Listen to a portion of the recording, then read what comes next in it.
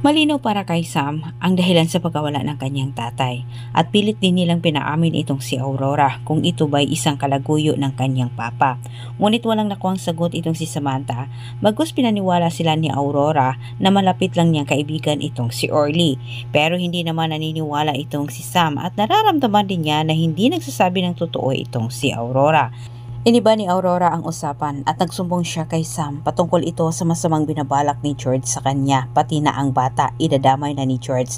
Pero sinabi din niya na gawa ng umano niya ito ng paraan para hindi mapahamak ang kanyang apo. Dagdag ni Aurora, may nagsumbong umano sa kanya at may ebidensyang ibinigay nito.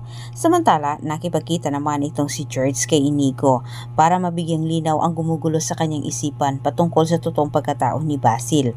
Ngunit wala siyang nakuhang sagot din dito kay Inigo, bagkus iniwasan ni Inigo na sagutin ang mga tanong ni George sa kanya. Nahalata naman ni George na iniwasan ni Inigo na pag-usapan nila si Basil at napansin din niya na mas mahigit pa sa kaibigan ang turing ni Inigo sa kanya. Handa naman umanong protektahan ni Inigo itong si George, lalo na't ang bata nitong dinadala kapag may gagawin pang masama itong si Samantha laban kay George. Samantala sa kabilang banda, kampante naman itong si Vivian na humarap kay Galvan na sa pagkaakala niya hindi malaman ng lahat, lalo na ni Aurora, ang kanyang pinagagawa dito kay George at Samantha. Hawak ni Aurora ang ebidensya, ang mga larawan sa pinaggagawa ni Vivian kay George at Samantha. Dahil sa nasabing larawan, malinaw para kay Galvan na hindi nga si Samantha ang nagtangka sa bata na dinadala ni George kundi itong si Vivian. Walang tulong na maasahan itong si George mula kay Galvan sa kagustuhan niyang makaganti dito kay Samantha dahil kay Aurora natulungan naman nito